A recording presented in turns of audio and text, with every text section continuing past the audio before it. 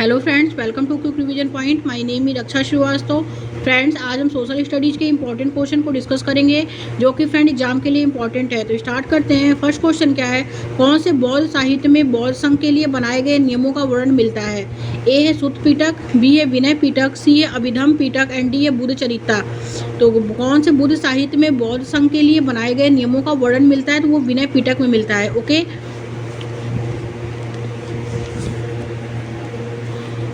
Next question देखेंगे friends. Kannauj नगर निम्नलिखित वंशों में से कौन से वंशों के बीच के विवाद का केंद्र बिंदु था? तो ए है इसमें प्रतिहार राष्ट्रकूट पाल, बी है राष्ट्रकूट पाल और पल्लव, सी है पल्लव पाल प्रतिहार एंड डी है राष्ट्रकूट प्रतिहार पल्लव। तो कन्नौज नगर जो था वो निम्नलिखित वंशों में से कौन से वंशों के बीच के विवाद का केंद्र था? तो वो प्रतिहार राष्ट्रकूट और पाल वंशों के बीच के विवाद का केंद्र था। राइट आंसर ए हो जाएगा। नेक्स्ट क्वेश्चन है, मिस्र के रोसेटा नाम के कस्बे में एक उत्कृष्टित पत्थर मिला है। निम्नलिखित में से कौन सी भाषा उस पर उत्कृष्टित है? तो वो है इसमें यूनानी भाषा। ओके, नेक्स्ट क्वेश्चन देखेंगे फ्रेंड। चोल राजा राजेंद्र प्रथम द्वारा 11वीं शताब्दी में बनाए गए शिव मंदिरों के संदर्भ में निम्नलिखित का मिलान कीजिए और सही विकल्प का चयन कीजिए। तो फर्स्ट है इसमें सूर्य पीटिका और सेकंड क्या है इसमें? सेकंड है नंदी मूर्ति एंड सी है इसमें भैरव की एक प्रतिमा एंड डी है काली की मूर्ति। तो जो सूर्य पीटिका है, सूर्य पीटिका का क्या होगा? सूर्य पीटिका का जो होगा वो हो जाएगा 4, चालुक्यों से संबंधित है। ओके, सूर्य पीटिका चालुक्यों से संबंधित है। नंदी मूर्ति जो है वो है कालिंगों से संबंधित है और भैरव की एक प्रतिमा जो है वो जो संबंधित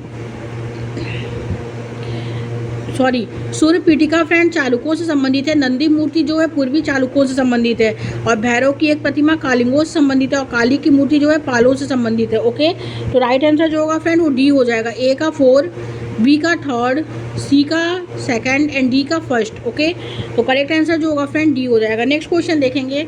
नेक्स्ट क्वेश्चन है, निम्नलिखित में से कौन सा कथन 17वीं तथा 18वीं शताब्दी के दौरान सिक्कों के बारे में सत्य नहीं है? तो कौन सा कथन है? फर्स्ट ए है सिक्कों ने अपने आप को पहले जत्थों में और बाद में मिसलों में संगठित किया, तो ये करेक्ट है। सेकंड है उसकी संयुक्त सेनाएं दल खालसा कहलाती थी, ये भी करेक्ट है। सी क्या है? राखी व्यवस्था के तहत उन्होंने मुसलमानों से उनकी उपज का 20% कर के रूप में लेकर उन्हें संरक्षण प्रदान किया था, तो ये गलत है। एंड डी है गुरु गोविंद सिंह ने खालसा को इस विश्वास के साथ प्रेरित किया कि उनके भाग्य में शासन करना था, तो ये क्या है? ये भी करेक्ट है। तो ए, बी और डी क्या है फ्रेंड? करेक्ट है। बट सत्य नहीं है पूछा है, तो कौन कौन सा सत्य नहीं है? तो यही तीनों जो है वो सत्य नहीं है। बाकी राखी व्यवस्था के तहत जो था उन्होंने मुसलमानों से उनकी उपज का 20% कर के रूप में लेकर उन्हें संरक्षण प्रदान किया, तो ये क्या है? ये सही है। तो इसमें करेक्ट आंसर फ्रेंड सी हो जाएगा। नेक्स्ट क्वेश्चन देखेंगे। वीर शैव आंदोलन की स्थापना किसने की?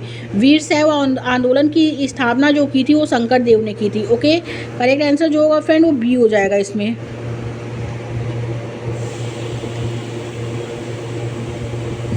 वीर शैव आंदोलन की स्थापना किसने की? तो वीर शैव आंदोलन की स्थापना जो की थी वो शंकर देव ने की थी। नेक्स्ट क्वेश्चन देखेंगे फ्रेंड। वीर शैव आंदोलन की स्थापना जो की थी वो ज्ञानेश्वर ने की थी। ज्ञानेश्वर ने, शंकर देव ने नहीं, सॉरी, ज्ञानेश्वर ने की थी। नेक्स्ट क्वेश्चन देखते हैं फ्रेंड। निम्नलिखित में से कौन सा आदिवासी समुदाय उड़ीसा के जंगलों में रहता था? तो ए है इसमें खूण, बी है मुंडा, सी है गोंड एंड डी है खासी। तो आदिवासी समुदाय उड़ीसा के जंगलों में जो रहता था वो खूण था। ओके, खूण आदिवासी समुदाय जो थे वो उड़ीसा के जंगलों में रहते थे। नेक्स्ट क्वेश्चन देखेंगे। चोल अभिलेखों में उल्लेखित इन शब्दों को देखिए और सही उत्तर दीजिए।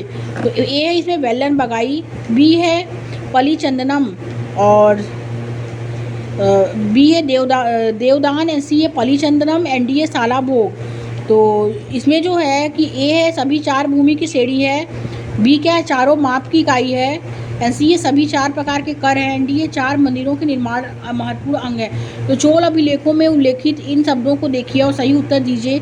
वो क्या है? वो सभी 4 भूमि की श्रेणियाँ हैं। ओके, बिल्लन बगाई, देवदान, पल्ली चन्नम और सालाभोग क्या है? वो 4 भूमि की श्रेणियाँ हैं। तो करेक्ट आंसर ए हो जाएगा। नेक्स्ट क्वेश्चन देखेंगे, राजा राम मोहन राय के बारे में निम्नलिखित में से कौन सा कथन सही नहीं है? उन्होंने ब्रह्मो सभा नाम से एक सुधारवादी संगठन बनाया था। एंड बी है, वह भारत की पश्चिमी शिक्षा के प्रसार के विरुद्ध थे। तो ये क्या? ये सही नहीं है पूछा है। बाकी उन्होंने सती प्रथा के खिलाफ जो है मुहिम छोड़ी थी, ये करेक्ट है। और वह महिलाओं के लिए और अधिक स्वतंत्रता व समानता के पक्षधर थे, ये भी करेक्ट है। और राजा राम मोहन राय ब्रह्मो समाज के एक सुधारवादी संगठन जो था वो बनवाए थे। तो ये भी, तो ये इसमें जो गलत पूछा है वो ये है कि वह भारत में पश्चिमी शिक्षा के प्रसार के विरुद्ध थे। राइट आंसर बी हो जाएगा फ्रेंड्स। नेक्स्ट क्वेश्चन देखेंगे, 19वीं सदी के भारतीय समाज के संबंध में कथन ए तथा आर को पढ़ें तथा सही विकल्प का चयन करें। अभिकथन ए है कि जाति व्यवस्था के विरोध में उठे आंदोलनों की प्रतिक्रिया में रूढ़िवादी हिंदू समाज ने भी सनातन धर्म सभा तथा ब्राह्मण सभा जैसे संगठन स्थापित किए। तो ये करेक्ट है। और आर है कि इन संगठनों का मकसद यही था कि हिंदू धर्म में जाति ऊंच नीच को जो महत्व दिया जाता है उस पर कोई आँच ना आए, तथा वे साबित करना चाहते थे कि इस बात को धार्मिक ग्रंथों में भी मान्यता मिली हुई है। तो ए और आर क्या है फ्रेंड? दोनों सही है। और ए जो है वो आर की सही व्याख्या करता है। तो करेक्ट आंसर ए हो जाएगा। नेक्स्ट क्वेश्चन देखेंगे फ्रेंड, समाज सुधारक हरिदास ठाकुर और ई वी रामास्वामी नायकर के विषय में कौन सा कथन सत्य है? तो ए है, इसमें दोनों ने समाज में भेदभाव का सामना कर रहे जाति समूहों के लिए कार्य किया, बिल्कुल करेक्ट है। बी है, दोनों ब्राह्मणों के उन ग्रंथों के विरुद्ध थे जो जाति प्रथा के समर्थक थे। तो ये भी करेक्ट है। तो ए और बी दोनों इसमें सत्य है। तो राइट आंसर फ्रेंड ए हो जाएगा। नेक्स्ट क्वेश्चन देखेंगे, भारतीय राष्ट्रीय कांग्रेस की स्थापना के संदर्भ में अभिकथन ए तथा आर को पढ़ें तथा सही उत्तर का चयन करें। तो अभिकथन ए है कि 1885 में देश भर के प्रतिनिधियों ने बम्बई में सभा करके भारतीय राष्ट्रीय कांग्रेस की स्थापना की, ये करेक्ट है। और कारण आर है कि सेवानिवृत्त ब्रिटिश अफसर ए.ओ. हुम ने विभिन्न क्षेत्रों के भारतीयों को साथ लाकर कांग्रेस बनाने में अहम भूमिका अदा की। तो ये भी करेक्ट है। तो ए और आर दोनों सही है और आर जो है ए की सही व्याख्या करता है। तो करेक्ट आंसर बी हो जाएगा। नेक्स्ट क्वेश्चन, निम्नलिखित में से किसने गांधी महाराज की जय का नारा दिया था? वो दिया था चाय बागान मजदूरों ने। राइट आंसर बी हो जाएगा। नेक्स्ट क्वेश्चन देखेंगे फ्रेंड्स, निम्नलिखित में से कौन स्वतंत्र भारत के पहले भारतीय गवर्नर जनरल थे? तो ए है जवाहरलाल नेहरू, और बी है सी राजगोपालाचारी, सी है सरदार वल्लभ भाई पटेल, एंड डी है डॉक्टर राजेंद्र प्रसाद। तो स्वतंत्र भारत के पहले भारतीय गवर्नर जनरल जो थे वो सी राजगोपालाचारी थे। राइट आंसर बी हो जाएगा। नेक्स्ट क्वेश्चन देखेंगे, कथन फर्स्ट सेकंड थर्ड एक ही ग्रह की विशेषताओं का वर्णन करते हैं, उस ग्रह की पहचान करें। तो फर्स्ट है इसमें कि सूर्य से दूरी के हिसाब से ये तीसरा ग्रह है। और बी क्या है इसमें कि बी है कि आकार में ये 5वां ग्रह है। और थर्ड, ये ध्रुवों के पास थोड़ा चपटा है। तो सूर्य से दूरी के हिसाब से ये तीसरा ग्रह है तो ये पृथ्वी ग्रह है। ओके, और आकार में ये 5वां ग्रह है तो ये भी करेक्ट है। और यह ध्रुवों के पास थोड़ी चपटी है तो ये क्या है? ये पृथ्वी है। ओके, राइट आंसर डी हो जाएगा।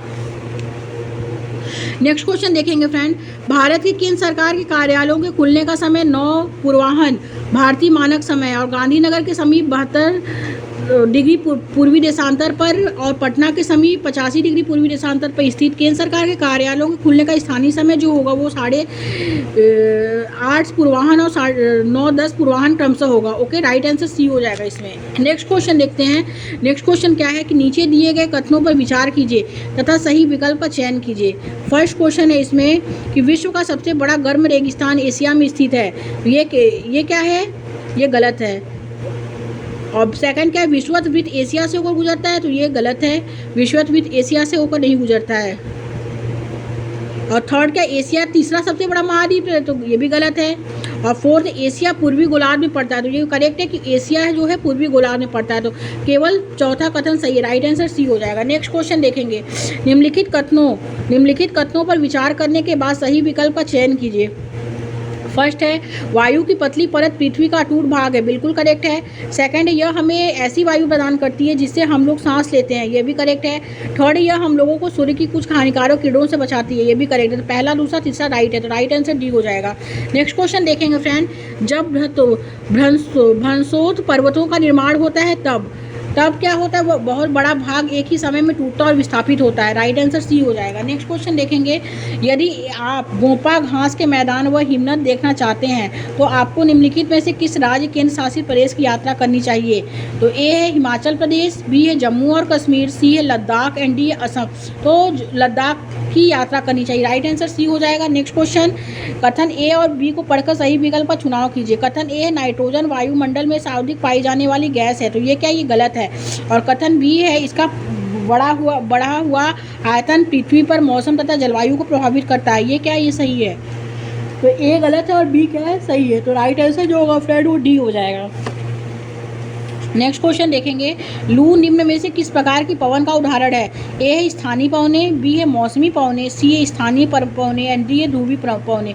तो लू जो है वो किस प्रकार की पवन का उदाहरण है? तो स्थानीय पवन का उदाहरण है। ओके, राइट आंसर सी हो जाएगा। नेक्स्ट क्वेश्चन देखेंगे फ्रेंड, निम्नलिखित कथन ए तथा आर के आधार पर सही विकल्प का चयन कीजिए। कथन ए है कि पर्वतीय क्षेत्र में बहुत ही कम लोग निवास करते हैं, तो ये क्या, ये करेक्ट है। और कारण आर है कि तीव्र ढाल वाले पर्वतीय क्षेत्र बसने के लिए प्रतिकूल है, तो ये भी करेक्ट है। तो ए और आर दोनों सही है और आर जो है एक ही सही व्याख्या है, तो करेक्ट आंसर ए हो जाएगा। नेक्स्ट क्वेश्चन देखेंगे, निम्न में से कौन सा खनिज काला सोना कहलाता है? तो ए है पेट्रोलियम, बी है कोयला, सी है प्राकृतिक गैस एंड डी है मैग्नीज। तो कौन सा खनिज जो है काला सोना कहलाता है? तो वो जो है काला सोना जो कहा जाता है कोयला को कहा जाता है। करेक्ट आंसर बी हो जाएगा। नेक्स्ट क्वेश्चन देखेंगे, निम्न में से किस उद्योग को आधुनिक उद्योग का मेरुदंड कहा जाता है? तो आधुनिक उद्योग का जो मेरुदंड कहा जाता है वो इस्पात व स्टील उद्योग को कहा जाता है। ओके, राइट आंसर ए हो जाएगा फ्रेंड्स। नेक्स्ट क्वेश्चन देखेंगे, मिल्पा, रोका और लद्दाख निम्न में से किस प्रकार की कृषि के अन्य नाम है? तो स्थानांतरित कृषि के अन्य नाम है। ओके, मिल्पा, रोका और लद्दाख जो है वो स्थानांतरित कृषि हैं, शिफ्टिंग कल्टीवेशन के नाम है। ओके, राइट आंसर ए हो जाएगा। नेक्स्ट क्वेश्चन देखेंगे फ्रेंड्स, संयुक्त राज्य अमेरिका के 1964 के नागरिक अधिकार अधिनियम के आधार पर भेदभाव का निषेध कर दिया गया है। तो ए है नस्ल, बी है धर्म और सी है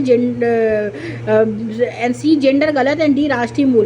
तो संयुक्त राज्य अमेरिका के 1964 के नागरिक अधिकार अधिनियम ने जो किया है वो नस्ल, धर्म और राष्ट्रीय मूल को क्या किया है, भेदभाव का निषेध कर दिया है। तो राइट आंसर बी हो जाएगा। नेक्स्ट क्वेश्चन देखेंगे, निम्नलिखित में से कौन से कारण ग्रामीण जीविकोपार्जन को असुरक्षित बनाते हैं? ए है सिंचाई के लिए मानसून पर निर्भरता, बी है उत्पादन को ग्रामीण सहकारिताओं में बेचना, तो ये गलत है। सी क्या है, कीट हमले में फसलों का नष्ट हो जाना एंड डी है साहूकारों से कर्ज उठाना। तो ए, सी और डी राइट आंसर हो जाएगा। राइट आंसर सी हो जाएगा। नेक्स्ट क्वेश्चन देखेंगे, निम्नलिखित में से कौन सा पंचायत की आमदनी का स्रोत नहीं है? तो वो समुदाय के काम के लिए मिलने वाला दान। राइट आंसर बी हो जाएगा। नेक्स्ट क्वेश्चन देखेंगे फ्रेंड्स, नगर निगम के चुनाव के उद्देश्य से गठित किए गए क्षेत्रीय निर्वाचन क्षेत्रों को फिल इन दी ब्लैंक्स के रूप में जाना जाता है, तो वो परिषद के रूप में जाना जाता है, नगर निगम परिषद के रूप में इसे जाना जाता है। राइट आंसर ए हो जाएगा इसमें। नेक्स्ट क्वेश्चन, निम्न में से कौन सा क्षेत्र भारत में सबसे ज़्यादा रोजगार प्रदान करता है? तो वो प्राथमिक क्षेत्र है। नेक्स्ट क्वेश्चन देखेंगे, मौसमी बेरोजगारी निम्नलिखित में से किस प्रक्रिया के साथ जोड़ी जा सकती है? तो वो दुग्ध सहकारिता के साथ जो है वो जोड़ी जा सकती है। नेक्स्ट क्वेश्चन देखेंगे फ्रेंड्स, एक लोकतांत्रिक सरकार का आधारभूत सूचक क्या होना सूचक है और लागू करना प्रतिनिधित्व की अनुपातिक व्यवस्था को। राइट आंसर ए हो जाएगा। आगे देखते हैं फ्रेंड्स, आगे क्वेश्चन आगे है कि हिंदू उत्तराधिकार अधिनियम में वर्ष 2005 में हुआ बदलाव महिलाओं को किस तरह लाभान्वित करेगा? तो यह महिलाओं को माता पिता की संपत्ति में बराबर हिस्सा दिलाता है। ओके, राइट आंसर ए हो जाएगा इसमें। आगे देखते हैं अगला क्वेश्चन क्या है फ्रेंड, कि भारतीय संविधान में मान्य किए गए समानता के अधिकार को लागू करने के मुख्य प्रकार क्या हैं? तो वो है कानून के द्वारा और सरकार की योजनाओं व कार्यक्रमों द्वारा सुविधाहीन समुदायों की मदद करने के द्वारा। ओके, प्राकृतिक संसाधनों को चलायमान करने के लिए ये गलत है। तो संविधान के लिए कानून के द्वारा, सरकार की योजनाओं व कार्यक्रम द्वारा सुविधाहीन समुदायों की मदद करने के द्वारा। तो करेक्ट आंसर जो होगा पहला, दूसरा राइट आंसर ए हो जाएगा फ्रेंड्स। नेक्स्ट क्वेश्चन देखेंगे, संविधान की प्रस्तावना में प्रदत्त शब्दों के सही अनुक्रम की पहचान कीजिए। तो वो है संप्रभु, समाजवादी, धर्मनिरपेक्ष, लोकतांत्रिक और गणतंत्र। करेक्ट आंसर डी हो जाएगा। नेक्स्ट क्वेश्चन देखेंगे फ्रेंड, जनहित याचिका PIL के संबंध में निम्नलिखित कथन पर विचार कीजिए। PIL क्या है? PIL जो है फ्रेंड, कोई भी व्यक्ति या संगठन अगर उच्च न्यायालय या सर्वोच्च न्यायालय में जनहित याचिका दायर कर सकते हैं, ये करेक्ट है। और जनहित याचिका जो होता है वो उन लोगों की ओर से दायर की जा सकती है जिनके अधिकारों का उल्लंघन हुआ है। ओके, तो फर्स्ट एंड सेकंड करेक्ट है। और थर्ड क्या है, जनहित याचिका PIL उच्च न्यायालय व सर्वोच्च न्यायालय के नाम भेजे गए पत्र या ईमेल के द्वारा माध्यम से दिए नहीं जा सकते, तो ये गलत है। ओके, तो पहला दूसरा इसमें राइट है कि जनहित याचिका PIL जो है उच्च न्यायालय या सर्वोच्च न्यायालय में जो है दायर कर सकता है, और जनहित याचिका PIL उन लोगों के ओर से दायर की जा सकती है जिनके अधिकारों का उल्लंघन हुआ है, तो करेक्ट आंसर ए हो जाएगा। नेक्स्ट क्वेश्चन देखेंगे फ्रेंड्स, जब आदिवासी समूहों को विकासात्मक गतिविधियों के कारण उनकी भूमि से विस्थापित किया जाता है तो फलस्वरूप वे अपने खोने लगते हैं, तो क्या खोने लगते हैं, रीति रिवाज और परंपराएं, सेकंड आय के स्रोत और आजीविकाएं, और थर्ड है वनों तक अपनी पहुंच। ओके, और अभावग्रस्त समुदायों की तरह मान्यता नहीं, ये गलत है। पहला दूसरा तीसरा राइट हो जाएगा, राइट आंसर ए हो जाएगा। नेक्स्ट क्वेश्चन, निम्नलिखित में से क्या भारतीय संविधान द्वारा सुनिश्चित सांस्कृतिक न्याय के उदाहरण होंगे। फर्स्ट है सभी समुदायों की धार्मिक और सांस्कृतिक स्वतंत्रता की पहचान, और मुख्य धारा की संस्कृति की हाशिएकृत समुदायों से में फैलना, ये गलत है। थर्ड है अल्पसंख्यकों को अपने धर्म और संस्कृति को सुरक्षित रखने की अनुमति देना, एंड फोर्थ है सांस्कृतिक अधिकारों की मौलिक अधिकार के रूप में पहचान, तो पहला तीसरा चौथा राइट आंसर हो जाएगा, तो करेक्ट आंसर सी है। नेक्स्ट क्वेश्चन देखेंगे फ्रेंड्स, निम्नलिखित में से कौन से कथन ज्ञान के विषय में के रूप में जो है इतिहास के स्वरूप के बारे में सही है। तो फर्स्ट है इतिहास संपूर्ण रूप से अतीत पर निर्भर है बिना यह जांचे कि कैसे अतीत ने वर्तमान को प्रभावित किया है, ये करेक्ट है। और सेकंड है इतिहास अपने व्यक्तिगत एवं सामूहिक दोनों ही पक्षों में मानवीय चेतना के विकास की कहानी है, ये भी करेक्ट है। थर्ड है इतिहास अतीत के घटनाक्रमों तथा भविष्य में प्रगतिशील परिवर्तनों के बीच का संवाद है, ये भी करेक्ट है। बट निरंतरता और सामंजस्य दोनों इतिहास के अपेक्षित गुण है, तो ये गलत है। तो पहला दूसरा तीसरा राइट आंसर हो जाएगा फ्रेंड, तो करेक्ट आंसर ए हो जाएगा।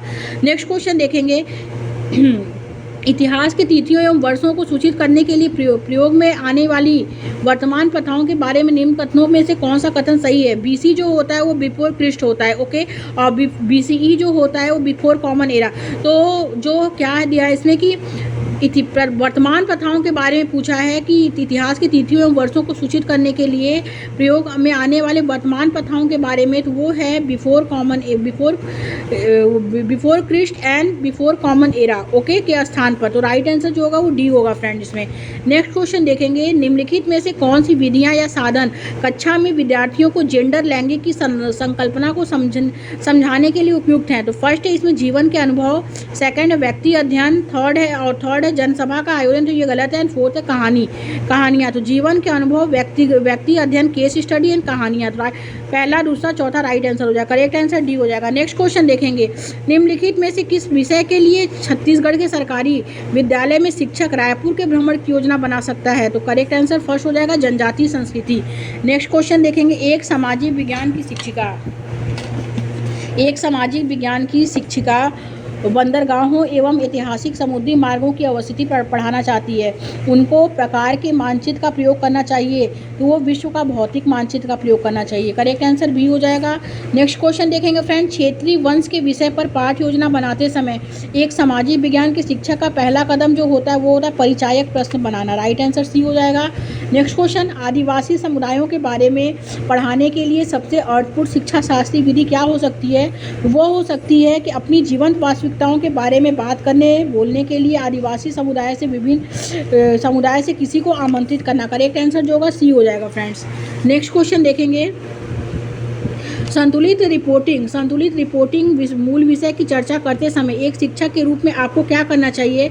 तो समाचार चयन के पहलुओं तथा कुछ परिप्रेक्ष्यों का समावेश व बहिष्करण करने को संबोधित करना होगा, राइट आंसर सी हो जाएगा। नेक्स्ट क्वेश्चन देखेंगे, विविधता के बारे में पढ़ाते हुए हम छात्रों में निम्नलिखित में से कौन सा दृष्टिकोण विकसित कर सकते हैं। तो फर्स्ट है ये विविधता को विविध लक्षणों के रूप में माना जाता है, ये करेक्ट है। और सेकंड है यह लोगों में असमानता और भेदभाव फैलाती है, तो ये गलत है। और थर्ड है किसी भी आधार पर लोगों में से भेदभाव हटाने का प्रयास करती है एंड तथा उन्हें पास लाती है। एंड फोर्थ है यह लोगों में व्याप्त अंतरों को पहचानती है और स्वीकार करती है। तो विविधता जो है वो पढ़ाते हुए छात्रों का जो दृष्टिकोण विकसित होता है वो होता है कि विविधता को विविध लक्षणों के रूप में माना जाता है और यह किसी भी आधार पर लोगों में से भेदभाव हटाने का प्रयास करती है तथा उन्हें पास लाती है और यह लोगों में व्याप्त अंतरों को पहचानती है और स्वीकार करती है। तो पहला, तीसरा और चौथा राइट आंसर हो जाएगा फ्रेंड्स, तो राइट आंसर डी हो जाएगा इसमें।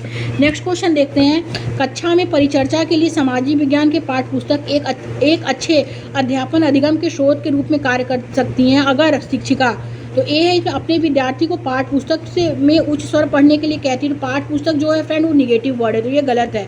नेक्स्ट है विद्यार्थियों को पाठ पुस्तक वाले प्रश्नों में संलिप्त रहने के लिए कहती है तथा पठान प्रश्नों के उत्तर बनाने के लिए कहती है। एंड सी है विद्यार्थियों में पाठ पुस्तक को बाहर की पुस्तकों एवं अन्य सामग्रियों को पढ़ने के लिए से हतोत्साहित करती है। एंड डी है विद्यार्थियों में पाठ पुस्तक देखने के लिए प्रोत्साहित करती है। तो फ्रेंड इसमें सारे पाठ दिए हैं, तो इसमें जो राइट आंसर होगा वो होगा कि पाठ पुस्तक से उच्च स्वर में पढ़ने के लिए कहती है तो अपने विद्यार्थियों को तो उच्च स्वर में पढ़ने के लिए, तो ये गलत है। तो विद्यार्थियों को पाठ पुस्तक वाले प्रश्न में संलिप्त रहने के लिए कहती है तथा पाठांत प्रश्नों के लिए उत्तर बनाने के लिए कहती है। ओके, तो करेक्ट आंसर जो होगा फ्रेंड वो बी हो जाएगा इसमें। नेक्स्ट क्वेश्चन देखेंगे, एक सामाजिक विज्ञान की शिक्षिका प्लास्टिक को क्यों प्रतिबंधित कर देना चाहिए? एक सामाजिक विज्ञान की शिक्षिका को प्लास्टिक को क्यों प्रतिबंधित कर देना चाहिए? विषय पर अपने विद्यार्थियों को आलोचनात्मक जांच में संलिप्त करना चाहती है। तो इसके लिए सबसे उपयुक्त गतिविधि क्या है? तो वो है प्लास्टिक ने समुद्री जीवों पर क्या प्रभाव डाला है, इस पर एक वृत्त चित्र दिखाना और बाद में इसके पारिस्थितिकी तंत्र पर प्रभाव की चर्चा करना। तो करेक्ट आंसर बी हो जाएगा इसमें। नेक्स्ट क्वेश्चन देखेंगे फ्रेंड्स, निम्नलिखित में से कौन से सामाजिक विज्ञान के अध्ययन को समर्थ बनाते हैं? कौन सा बनाता है समर्थ? तो फर्स्ट है इसमें समानता तथा सामाजिक न्याय के संवैधानिक मूल्यों का महत्व समझना। सेकंड है समाज के क्रियाशील जिम्मेदार तथा विचारशील सदस्य बनना। एंड थर्ड है इसमें कि प्राप्त विचारों, संस्थाओं तथा प्रथाओं के साथ कर्मठता से समन्वय होना।